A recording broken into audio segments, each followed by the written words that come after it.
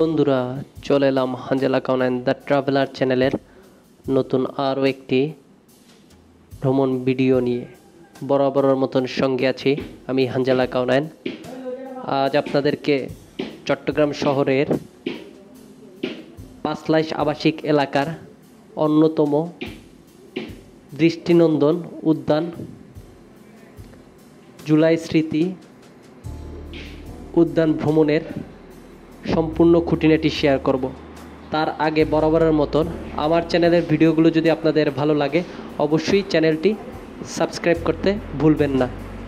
তো আর কথা না বাড়িয়ে সরাসরি মূল বিষয়ে চলে আসি। চট্টগ্রাম শহরের কেন্দ্রে ৬৯ একর আয়তনের পাঁচলাইশ আবাসিক এলাকাটি গণপূর্ত অধিদপ্তরের দায়িত্বে। ১৯৫৪ সালে আবাসিক এলাকাটির জন্য জমি বরাদ্দ দেয় সংস্থাটি। এর মাঝে ২.১৭ একর আয়তনের এই উদ্যানের নাম শুরুতে ছিল পাঁচলাইশ পার্ক। ১৯৮৮ সালে মাহমুদুল ইসলাম চৌধুরী মেয়র থাকাকালে গণপূর্ত অধিদপ্তর সংস্কার ও ব্যবস্থাপনার জন্য পার্কের দায়িত্ব দেন চট্টগ্রাম সিটি কর্পোরেশনের হাতে।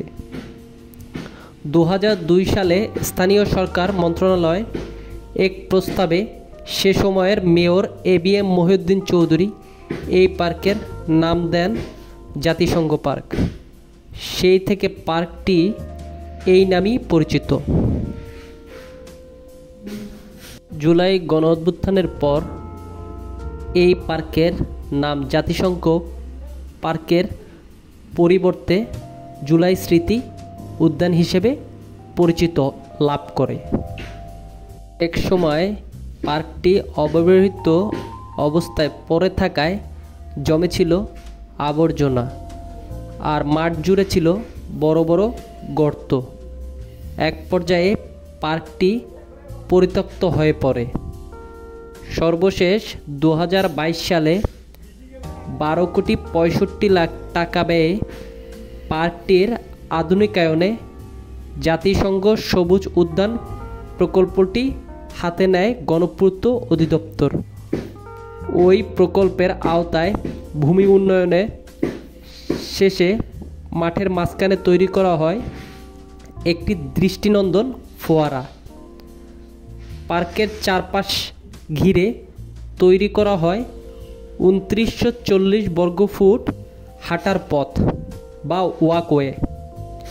স্থাপন করা হয়েছে বসার জন্য ৪৪টি বেঞ্চ, ২টি প্রবেশ পথ, শিশু কিশোরদের খেলার সরঞ্জাম, ব্যায়ামের জন্য হরাইজন্টাল বার ও metal pergola, drainage system, dustbin, toilet block, আলোকায়নের জন্য কম্বাইন্ড লাইট ও street light, CCTV camera, solar power system ও বর্জ্য নিরোধক। এছাড়া পার্ক জুড়ে নতুন করে বিভিন্ন প্রজাতির গাছ ও ঘাস লাগানো হয়েছে। এতে এক সময়ের পরিত্যক্ত হয়ে পড়া পার্কটি আবার যেন প্রাণ ফিরে পেয়েছে। উদ্যানের প্রাকৃতিক পরিবেশ আপনাদেরকে কিছুটা হলেও প্রশান্তি দিবে, যেহেতু এখানে শিশুদের জন্য বিনোদনের ব্যবস্থা আছে। তাই চাইলে আপনারা আপনাদের বাচ্চাদেরকে নিয়ে এই পার্কে আসতে পারেন। আমি চেষ্টা করছি যে আপনাদেরকে এখানকার ভিতরের পুরো পরিবেশটাই দেখানোর জন্য। আপনারা দেখতেছেন এখানে বাচ্চারা খেলাধুলা করতেছে এবং এখানে যেহেতু অনেকগুলো বেঞ্চ আছে, আপনারা এখানে রিল্যাক্স করতে পারবেন। তো আমি ভিতরে প্রবেশ করতেছি শুধুমাত্র আপনাদেরকে দেখানোর জন্য যে এটার চতুর্পাশটা আসলে কেমন, এটার বাহিরের পরিবেশটা আমি আমার ভিডিওতে দেখানোর চেষ্টা করছি। সবুজ শ্যামল এবং খুব সুন্দর একটা পরিবেশ এখানে আপনারা উপভোগ করতে পারবেন এবং এখানকার ওয়াকওয়েটা খুবই পরিষ্কার পরিচ্ছন্ন, যেহেতু এটা সব সময় পরিচ্ছন্ন রাখা হয়। আর এখানে ধূমপান করা সম্পূর্ণ নিষেধ এবং ময়লা ফেলানোর জন্য অনেকগুলো ডাস্টবিন আছে, তাই এখানে যত্রতত্র হয়ে ময়লা আবর্জনা ফেলানো হয় না।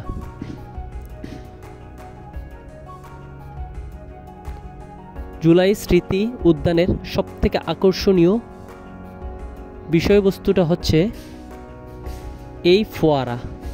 বিশেষ করে এখানে এই পানির ফোয়ারা আপনাদেরকে অন্যরকম একটা অনুভূতি দিবে। আমি পুরোপুরি আপনাদেরকে দেখানোর চেষ্টা করছি আমার এই ভিডিওতে।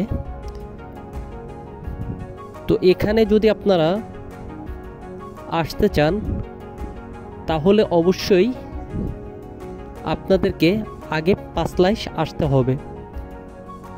বিশেষ করে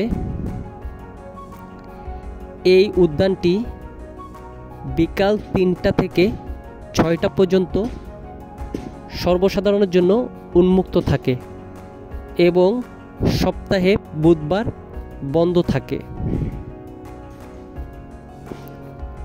এখানে আপনারা আসতে চাইলে চট্টগ্রাম এবং চট্টগ্রামের বাহির থেকে সর্বপ্রথম পাঁচলাইশ আসতে হবে।